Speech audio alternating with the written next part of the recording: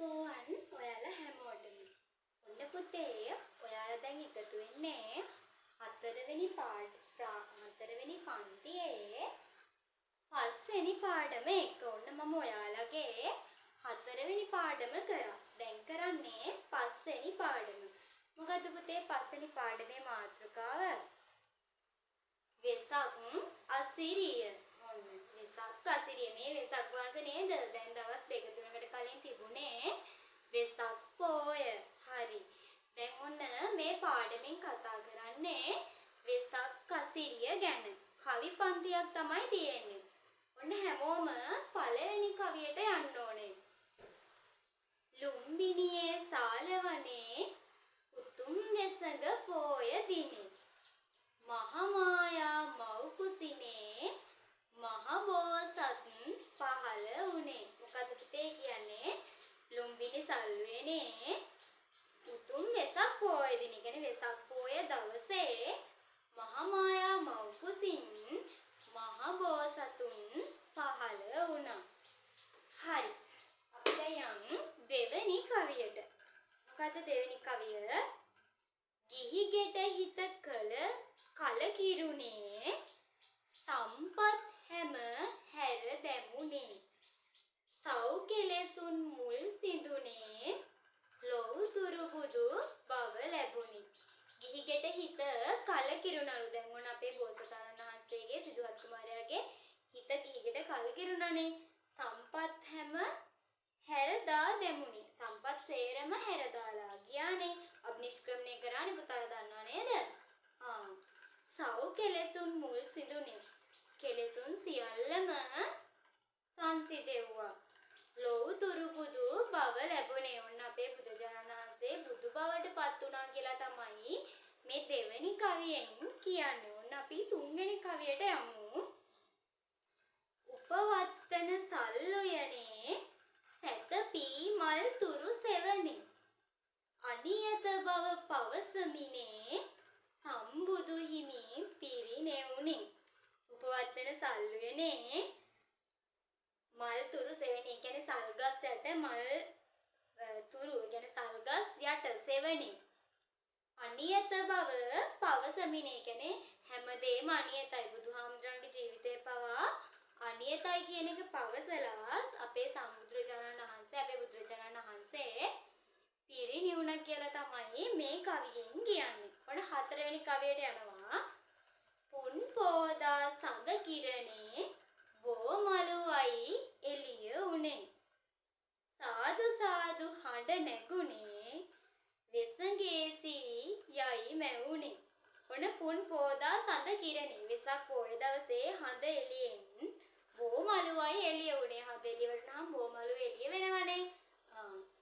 ඊට පස්සේ කියනවා සාදු සාදු හඬ නැගුනේ. පොයට හැමෝම පන්සල් යනවා නේද? මගේ පුතාලත් ගියා නේද? ඔව් අපිත් යනවා, මමත් ගියා. ඒ වගේ පොදා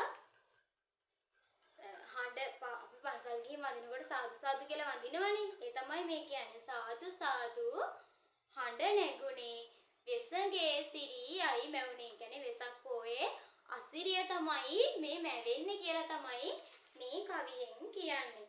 ඔන්න පස්වෙනි පාඩම දන්සල් තැන හැදුනා බෝසත් ගුණ පණ පෙවුනා සිල් සුවඳින් සුවඳ වුණා පන්සල කල එලි වැටුණා. පුතාලා දන්සල් කෑවද? එක දන්සලකට හරි ගියාද? සමහරු යන්නේ නැති. තව සමහරු දන්සල් දෙන්නත් ඇති නේද? ඔව් දන්සල් තැන් වල තියෙනවා වෙසක් එකට. ඊට පස්සේ බෝසත් ගුණ පණ පෙවුණා. බෝසත් කියන්නේ බෝසත්තුන්ගේ ගුණ පණ පෙවුණා. කියන්නේ මේ කාලේ ඇතුළත මිනිස්සු හොඳ දේවල් කරනවා. සිල් සුවඳින් සුවඳ වුණා. සිල් සුවඳින් සුවඳ වුණා. කියන්නේ සිල් සුවඳ කොට අය සිල් ගත්තා නේද? පුතාලත් සිල් ගත්තද? සමහරු නම් සිල් ගන්න ඇති නේද? පන්සල කල එලි වැටුණා. පන්සල කල එලි වැටුණා කියලා කියනවා. ඔන්න 6 වෙනි කවිය. ගැටබෙරිහේ විසිදෙන නද කොඩිසේ සත් විලක්කු මැද දෝතට මල් ගෙන සුදු ඇඳ අප යන පෙර හර දුටු අද. ගැටබෙරහේ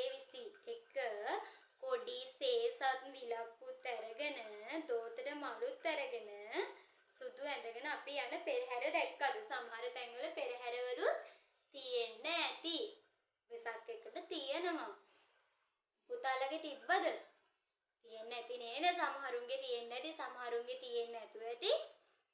කොහොම හරි පෙරහැරුත් වෙසක් පොයට තියෙනවා කියලා තමයි මේ කවියෙන් කියන්නේ. ඔන්න 7 වෙනි කවියට යමු. පහන් කූඩු හැඩ වැඩ කොට දල්වමු එක් වී හවසට. පුංචි සිතේ මැවෙන සතුට සීමා කළ නොහැකිය මට. පුතාලගේ හැමෝගෙම ගෙවල් වල වෙසක් කූඩු හැදුවා නේද? ඔව් අපි අනිවාර්යයෙන් වෙසක් එකට වෙසක් කූඩුවක් හදනවා ගෙදර.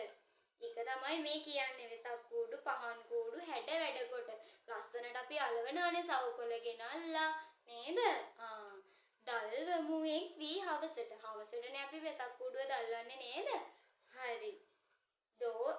පුංචි සිතේ මැවෙන සතුට. එතකොට අපේ හිතවල මැවෙන සතුට සීමා කරන්න බෑ කියලා තමයි පුතේ මේ 7 වෙනි කවියෙන් කියන්නේ. ඔන්න දැන් අපි 8 වෙනි කවියට යමු. බෝසත් සිරිතේ අගනා දසුන් මවන මන බඳිනා තොරණේ විසිතුරු දකිනා සිත් සතුටින් ඔප වැටුණා. මෙතන ඇති නේද වෙසක් එකට තොරන් බලන්න ගියපු අය? ඇති. සමහර විට හැමෝම තොරන් බලන්න ඇති. සමහර විට සමහර කෙනෙක්ට බලන්න බැරි වෙන්නත් ඇති. ඒ උනට ඔයාලා කොහෙන් හරි තොරණක් දැකලා තියෙනව නේද? ඔව්. නැත්තම් ඔන්න ඊළඟ පාර හැමෝම ගිහින් තොරණක් බලන්න ඕනේ. හරි. බෝසත් සිරිතේ අගන. අපේ බෝසත් තුන් වහන්සේගේ සිරිතේ තියෙන දසුන් මවන මන බඳින එක මන බඳින හිතට දැනෙන දසුන් මවනවා කියනවා තොරණි. තොරණේ විසිතුරු දකිනවනේ. තොරණේ විසිතුරු දකින සිත් සතුටින් ඔප වැටුණා. තොරණ බලනකොට අපේ සිත් සතුටින් පිරීතිරිලා යනවා කියලා කියන්නේ. 8 වෙනි කවිය. 9 වෙනි කවිය. බෝසත් ගුණ පිරිමුතුපට පළඳා අපගේ ගෙලවට ජීවත් වූහොත් හැම විට එයයි වෙසඟ දිනේ සතුට. බෝසත් ගුණ වලින් ජීවත් වෙන්න කියලා පුතේ කියන්නේ. බෝසත් ගුණ පිරිමුතුපට. බෝසත් ගුණ තියෙන මුතුපට කියන්නේ මාලයක්, මුතු මාලයක් වගේ පළඳා අපගේ ගෙලවට. මාළු පළඳන්නේ ගෙලේ නේද? අන්න ඒ වගේ ගෙලවට පළඳලා බෝසත් ගුණ එක්ක ජීවත් වුණොත් හැමදාම ඒක තමයි අපිට වෙසක් දිනෙන් ලැබෙන සතුට කියලා තමයි ඔයාලගේ මේ 9 වෙනි කවියෙන් කියන්නේ. හරි පුතේ. එහෙනම් ඔන්න අපි ඔයාලගේ ක්‍රියාකාරකම් ටික බලමු. වෙසක් පොහෝ දිනයෙහි බුදුරජාණන් වහන්සේගේ චරිතයේ සිදු වූ වැදගත් සිදුවීම් 3 ලියන්න. මොනවද සිදු වුනේ? ලුම්බිනි සල්වියනේදී මහාමායාව දේවියගේ කුස තුලින් මෙලොවට බිහි වුණා. අපේ සිදුහත් කුමාරයා ඊට පස්සේ වෙසක් පොහොය දවසේම කවුද? අපේ මහා බෝසතාණන් වහන්සේ බුදු වුණා. 3 වෙනි එක සියලු කෙලෙසුන් නසා බුදු වුණා. 3 වෙනි එක අපේ බුදුරජාණන් වහන්සේ කුසිනාරා සල්ුවනේ සෞපවත්තන සල්ුවනේදී පිරිනිවන් පාන. ඒ 3 තමයි ඉපදීම, බුදුවීම සහ පිරිනිවන් පෑම කියන වැදගත් සිදුවීම් 3 තමයි වෙසක් පොහොය දවසේදී සිද්ධ වුණේ. ඔන්න ඊට පස්සේ කියනවා බෞද්ධයෙකු වශයෙන් වෙසක් පොහොය දිනෙහි ක්‍රියාවට නැගී හැකි ආගමික කටයුතු 3ක් ලියන්න. මේකේ ගොඩක් තියෙනවා. මොනවාද? පන්සල් ගිහිල්ලා අපි සිල් සමාදන් වෙන්න පුළුවන්. ඊට පස්සේ අපිට පෙරහැරවල් වලට සහභාගී වෙන්න පුළුවන්. පහන් කූඩු හදන්න පුළුවන් නේද? තොරන් හදන්න, තොරන් බලන්න යන්න පුළුවන්. කොහොම හරි අපි බෝසත් ගුණ තියාගෙන ජීවත් වෙන්න ඕනේ. ආගමික කටයුතු 3ක් තමයි ලියන්න කිව්වේ. දන්සල් දෙන්න පුළුවන් නේද? හරි. ඔන්න 3 වෙනි ප්‍රශ්නේ බුදුරජාණන් වහන්සේට ගෞරව කරමින් පුද පූජා පැවැත්වීම සඳහා ඔබගේ නිවසේ වෙසක් පොහොය දවසේ කරන සැලසිලි මොනවද? ඔයාලා මොනවද කරන්නේ? ඔන්න අපේ ගෙදර නම් වෙසක් කූඩු හදනවා.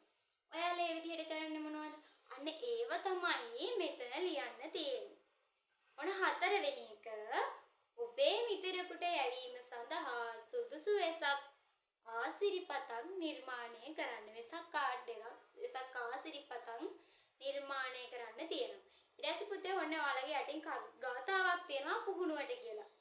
සුකෝ බුද්ධානං උප්පාදෝ සුකෝ සද්ධම්ම දේශනා. සුඛා සංගස්ස සාමග්ගී සමග්ගානං